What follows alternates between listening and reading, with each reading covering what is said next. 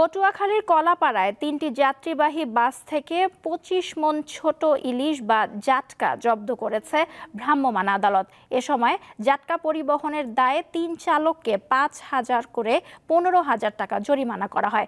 গতকাল রাত ১০টায় শেখ কামাল সেতু এলাকা থেকে এসব মাছ আটক করে ভ্রাম্যমাণ আদালতের নির্বাহী ম্যাজিস্ট্রেট ও সহকারী কমিশনার কৌশিক আহমেদ। পরে রাত 11:30টার দিকে ৯৬টি মাদ্রাসা ও হতদরিদ্র মানুষের মাঝে এসব মাছ বিতরণ করা হয়।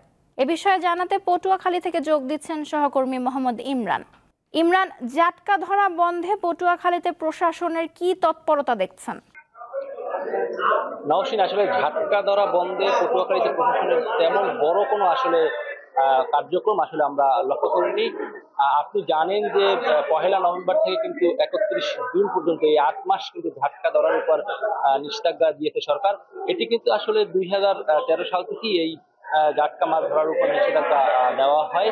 তারপরেও কিন্তু আমরা প্রশাসনের তেমন কোনো আসলে অভিযান না থাকার কারণে আমরা দেখছি যে এখানে যে জেলেরা, কিছু অসাধু জেলেরা রয়েছে, তারা কিন্তু আসলে ঝাটকা মাছ ধরছে। তবে আমরা এখানকার যে বিশেষ করে উপজেলা প্রশাসন রয়েছে তাদের দেখেছি যে ঝাটকা আসলে যে সময় পরিবহন করে বিভিন্ন এই পটুয়াখালী যে মহিপুর এবং মৎস্য বন্দর যে আলিপুর রয়েছে, এখান থেকে মাছগুলো পরিবহন করে দেশের বিভিন্ন এলাকায় যখন নিয়ে যাওয়া হয়, তখন কিন্তু আসলে এই ঝাটকা নিধন বন্ধে অভিযান পরিচালনা করে। এরই ধারাবাহিকতায় আমরা দেখেছি গতকাল কিন্তু কলাপাড়া যে উপজেলা প্রশাসন রয়েছে, উপজেলা প্রশাসন কিন্তু একটি অভিযান পরিচালনা করছে। সেই অভিযানে কিন্তু আসলে ৩টি যাত্রীবাহী বাস আসলে আটক করা হয়। সেই বাসে কিন্তু আসলে ১৩৬ ডোল কিন্তু আসলে ঝাটকা ইলিশ ছিল। এর আসলে ১৩৬ ডোল কিন্তু আসলে ইলিশ ছিল।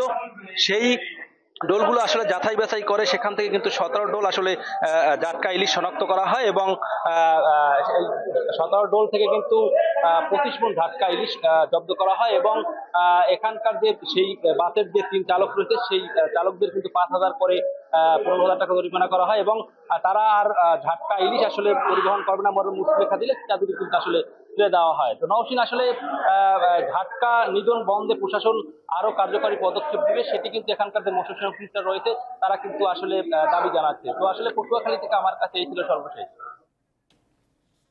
পটুয়াখালী থেকে জানাচ্ছিলেন সহকর্মী মোহাম্মদ ইমরান।